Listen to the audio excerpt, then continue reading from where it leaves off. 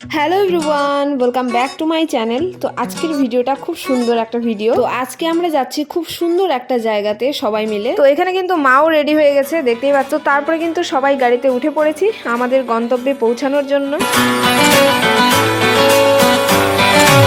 তো ফাইনালি কিন্তু আমরা আমাদের ডেস্টিনেশনে পৌঁছে গেছি। আমরা কিন্তু এসেছি একটা রাধাকৃষ্ণের মন্দিরে, সাথে অন্যান্য দেবদেবীর মন্দিরও কিন্তু রয়েছে। তো সবটাই আপনাদেরকে দেখাবো। তো প্রথমে এখানে জায়গাটা খুব সুন্দর ছিল, তার জন্য আমার শ্বশুর শাশুড়িকে একটু পজিশন নিয়ে নিতে বলছিলাম, তাই তাদের কটা ছবি তুলে নিলাম। পরে ভাবলাম তাদের তোলা হলো, আমি আবার কেন বাদ থাকবো।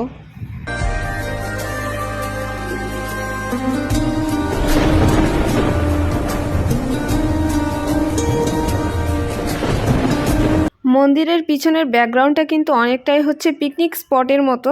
তো চলেন এবারে আমি আপনাদেরকে মেইনলি মন্দিরগুলো দেখাই। আর আমিও তো সঠিকভাবে সব কিছু জানি না, তাই সিনেমাটিকভাবে আপনারা দেখে নিন।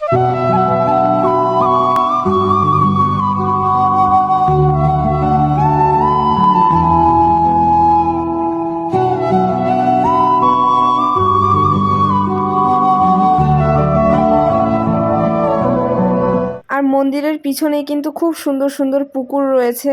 আর ওই যে হনুমান বাবাজি সব দিকে ঘুরে বেড়াচ্ছে। আর এখানে একটা মন্দির রয়েছে যেখানে কিন্তু মা গঙ্গা রয়েছে।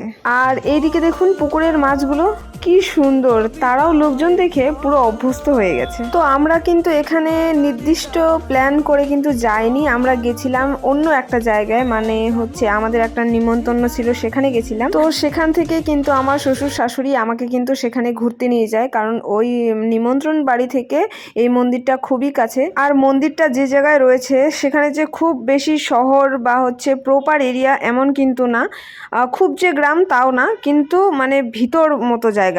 কিন্তু সেখানে এত সুন্দর মন্দিরটা দেখে সত্যিই খুব ভালো লাগলো, আর খুব সুন্দর একদম। আর মন্দিরের ভেতরের প্রতিমাগুলো তো খুব খুব খুব সুন্দর ছিল, কিন্তু সেখানে ক্যামেরা অ্যালাউ নেই, যার কারণে হচ্ছে ভিডিও করতে পারিনি আমি।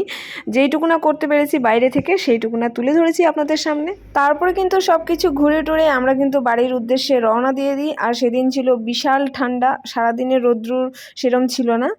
আর এই যে টোটোতে উঠে পড়েছি, এখন আমরা টোটোতে গিয়ে তারপরে আবার বাস ধরবো। বাস ধরে তারপরে বাড়ি যাব। তো বাড়ি পৌঁছাতে পৌঁছাতে আমাদের সন্ধে হয়ে যায়, আর এখানে আমরা বাসের জন্য অপেক্ষা করছি। তো ফাইনালি কিন্তু বাড়ি পৌঁছে গেছি। তো এই ছিল আজকের ভিডিও। তো ভিডিওটা আপনাদের কেমন লাগলো? ভিডিওটা ভালো লাগলে like, comment, share and subscribe করে দেন। দেখাচ্ছি নেক্সট ভিডিওতে। টাটা।